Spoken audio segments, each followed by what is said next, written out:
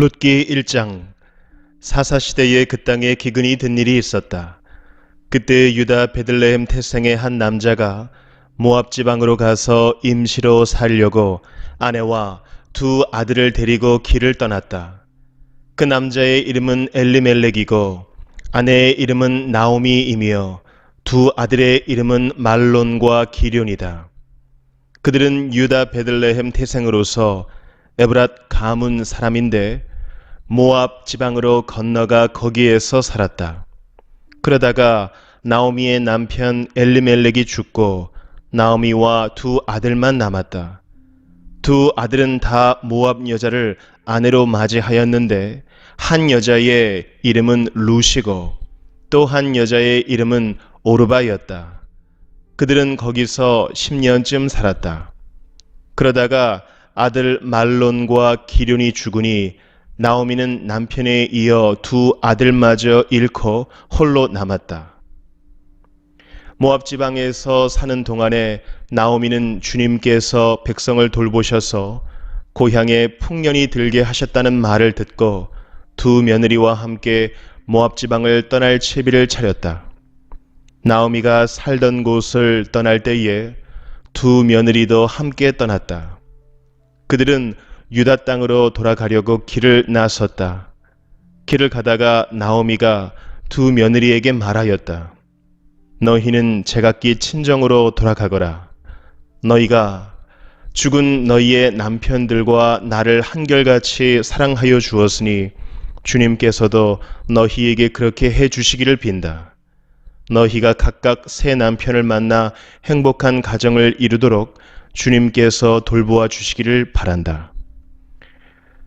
나오미가 작별하려고 그들에게 입을 맞추니 며느리들이 큰 소리로 울면서 말하였다. 아닙니다. 우리도 어머님과 함께 어머님의 결례에게로 돌아가겠습니다. 그러나 나오미는 말렸다. 돌아가다오. 내 딸들아, 어찌하여 나와 함께 가려고 하느냐?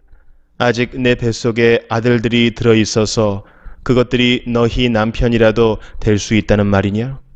돌아가다오, 내 딸들아. 제발 돌아가거라. 재혼을 하기에는 내가 너무 늙었다. 설령 나에게 어떤 희망이 있다거나 오늘 밤 내가 남편을 맞아들여 아들들을 낳게 된다거나 하더라도 너희가 그것들이 클 때까지 기다릴 셈이냐? 그때까지 재혼도 하지 않고 홀로들 지내겠다는 말이냐? 아서라, 내 딸들아. 너희들 처지를 생각하니 내 마음이 너무나 괴롭구나. 주님께서 손으로 나를 치신 것이 분명하다. 그들은 다시 한번 큰 소리로 울었다. 마침내 오르바는 시어머니에게 입맞추면서 작별 인사를 드리고 떠났다. 그러나 룻은 오히려 시어머니 곁에 더 달라붙었다. 그러자 나오미가 다시 타일렀다. 보아라, 내 동서는 저의 결례와 신에게로 돌아갔다. 너도 내 동서의 뒤를 따라 돌아가거라. 그러자 룻이 대답하였다. 나더러 어머님 곁을 떠나라거나 어머님을 뒤따르지 말고 돌아가라고는 강요하지 마십시오. 어머님이 가시는 곳에 나도 가고 어머님이 머무르시는 곳에 나도 머무르겠습니다. 어머님의 결례가 내 결례이고 어머님의 하나님이 내 하나님입니다. 어머님이 숨을 거두시는 곳에서 나도 죽고 그곳에 나도 묻히겠습니다. 죽음이 어머님과 나를 떼어놓기 전에 내가 어머님을 떠난다면 주님께서 나에게 벌을 내리시고 또 더 내리신다 하여도 달게 받겠습니다. 나오미는 룻이 자기와 함께 가기로 굳게 마음먹은 것을 보고 더 이상 말리지 않았다. 그 두 사람은 길을 떠나서 베들레헴에 이르렀다. 그들이 베들레헴에 이르니 온 마을이 떠들썩하였다. 아낙네들이 이게 정말 나오미인가? 하고 말하였다. 나오미가 그들에게 대답하였다. 나를 나오미라고 부르지들 마십시오. 전능하신 분께서 나를 몹시도 괴롭게 하셨으니 이제는 나를 마라라고 부르십시오. 나는 가득 찬 채로 이곳을 떠났습니다. 그러나 주님께서는 나를 텅 비어서 돌아오게 하셨습니다. 주님께서 나를 치시고 전능하신 분께서 나를 불행하게 하셨는데 이제 나를 나옴이라고 부를 까닭이 어디에 있겠습니까? 이렇게 하여 나오미는 모압 여인인 며느리 룻과 함께 모압 지방에서 돌아왔다. 그들이 베들레헴에 이르렀을 때는 보리를 거두기 시작할 무렵이었다. 룻기 2장. 나오미에게는 남편 쪽으로 친족이 한 사람이 있었다. 그는 엘리멜렉과 집안간으로서 재력이 있는 사람이었다. 그의 이름은 보아스이다. 어느 날 모압 여인 룻이 나오미에게 말하였다. 밭에 나가볼까 합니다. 혹시 나에게 잘 대하여 주는 사람을 만나면 그를 따라다니면서 떨어진 이삭을 주울까 합니다. 나오미가 룻에게 대답하였다. 그래, 나가보아라. 그리하여 룻은 밭으로 나가서 곡식 거두는 일꾼들을 따라다니며 이삭을 주었다. 그가 간 곳은 우연히도 엘리멜렉과 지방간인 보아스의 밭이었다.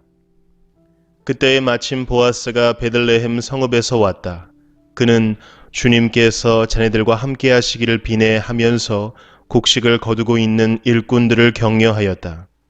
그들도 보아스에게 주님께서 주인 어른께 복을 베푸시기 바랍니다 하고 인사하였다.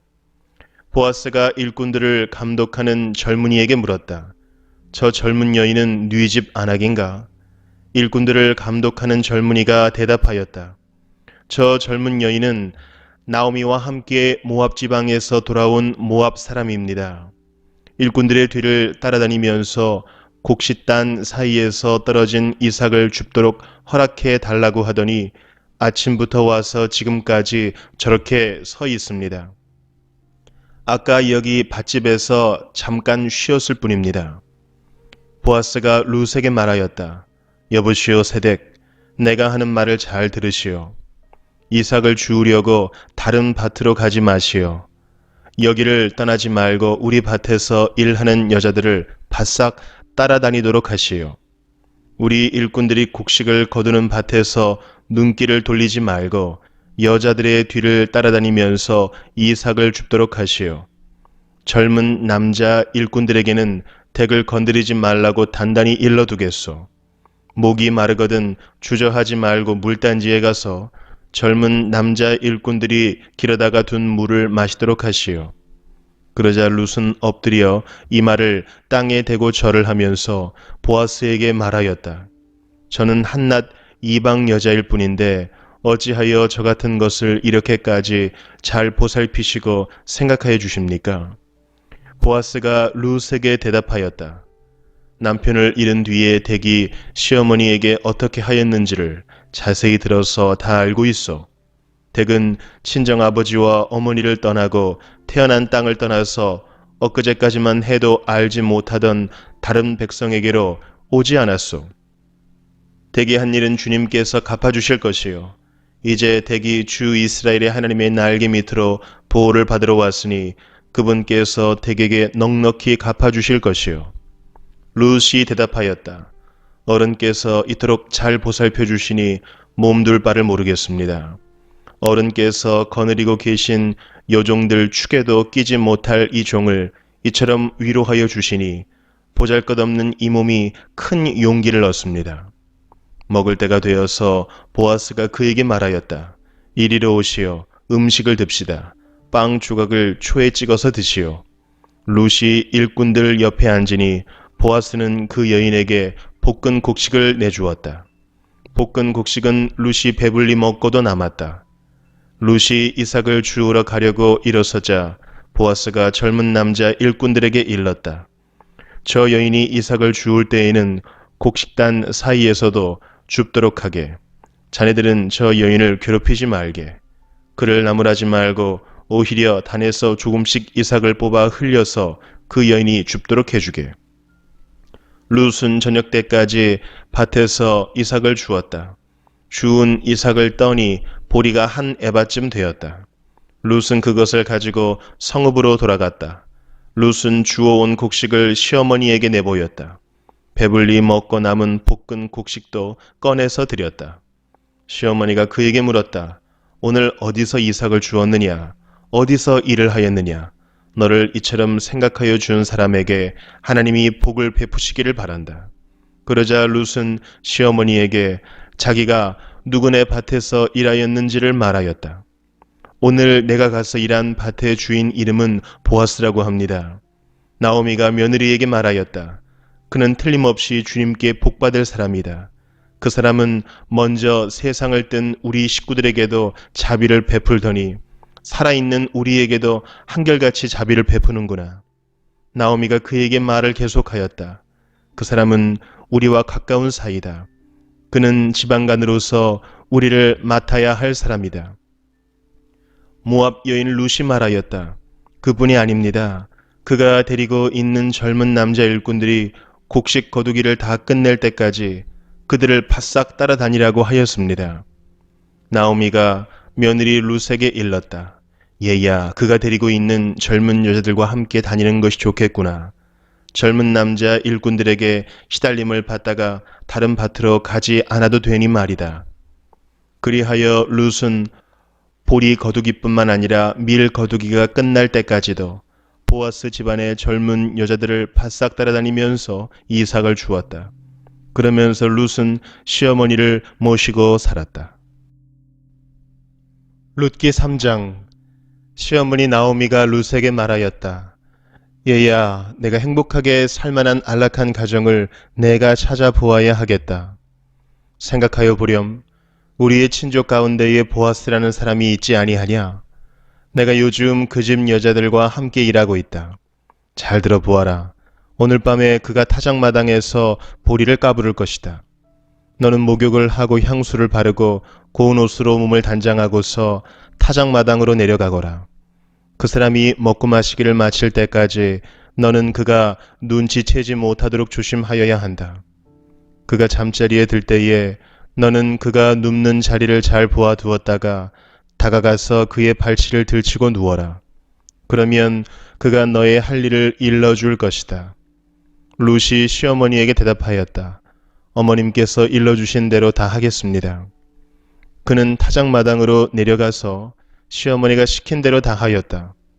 보아스는 실컷 먹고 마시고 나서 흡족한 마음으로 낯가리 곁으로 가서 누웠다. 룻이 살그머니 다가가서 보아스의 발치를 들치고 누웠다.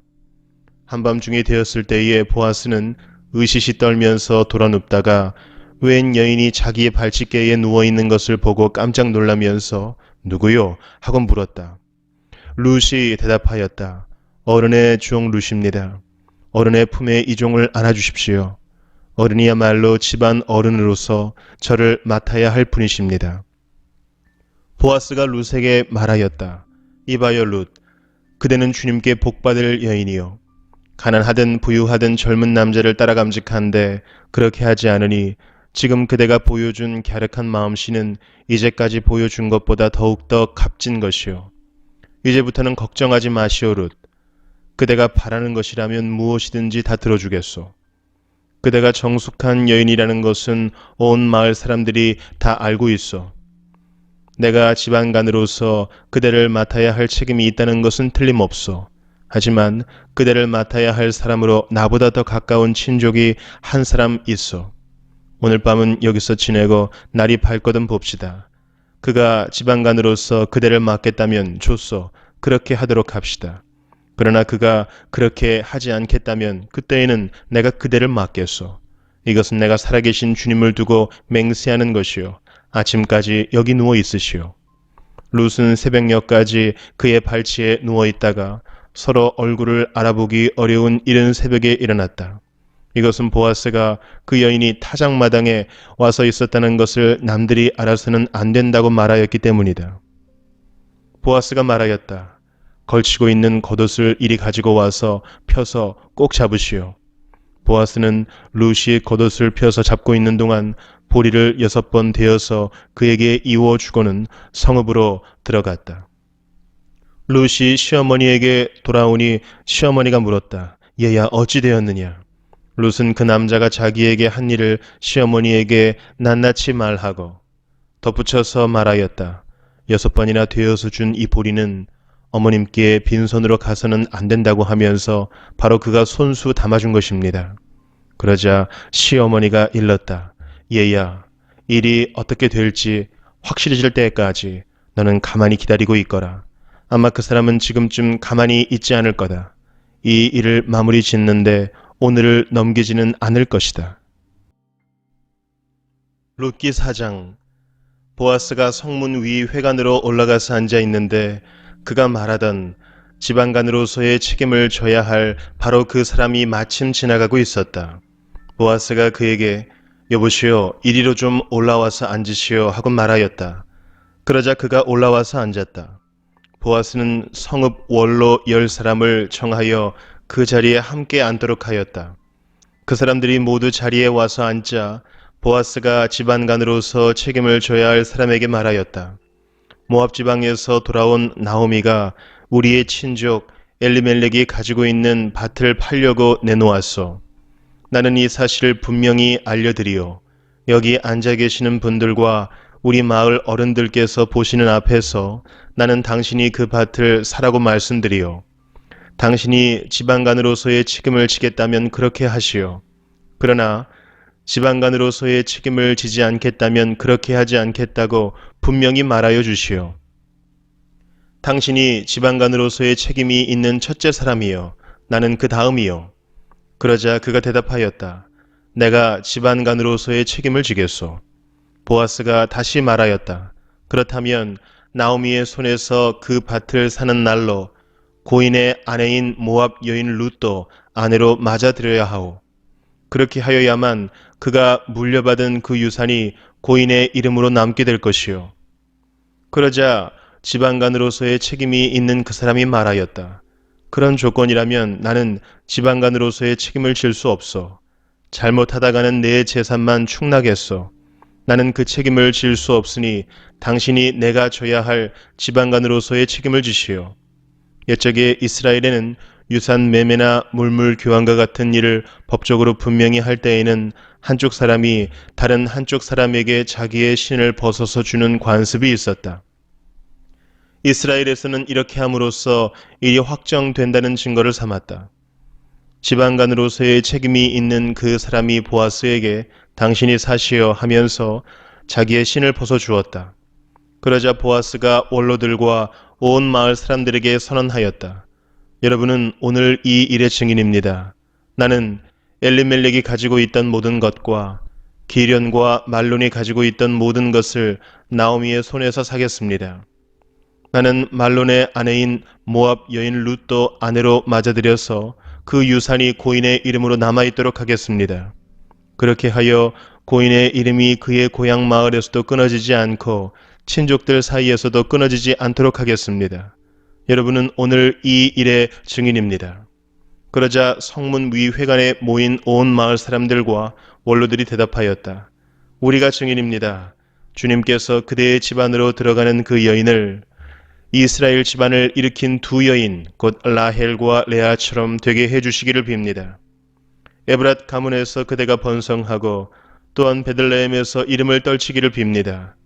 주님께서 그 젊은 부인을 통하여 그대에게 자손을 주셔서 그대의 집안이 다말과 유다 사이에서 태어난 아들 베레스의 집안처럼 되게 하시기를 빕니다. 보아스는 룻을 아내로 맞이하였다. 그 여인이 자기 아내가 되자 그는 그 여인과 동침하였다. 주님께서 그 여인을 보살피시니 그가 임신하여 아들을 낳았다. 그러자 이웃 여인들이 나오미에게 말하였다. 주님께 찬양을 드립니다. 주님께서는 오늘 이 집에 자손을 주셔서 대가 끊어지지 않게 하셨습니다. 그의 이름이 이스라엘에서 늘 기리어지기를 바랍니다. 시어머니를 사랑하는 며느리, 아들 7보다도 더 나은 며느리가 아기를 낳아 주었으니 그 아기가 그대에게 생기를 되찾아 줄 것이며 늙음하게 그대를 돌보아 줄 것입니다. 나오미가 그 아기를 받아 자기 품에 안고 어머니 노릇을 하였다. 이웃 여인들이 그 아기에게 이름을 지어주면서 나오미가 아들을 보았다 하고 환호하였다. 그들은 그 아기의 이름을 오벳이라고 하였다. 그가 바로 이새의 아버지요 다윗의 할아버지이다. 다음은 베레스의 계보이다.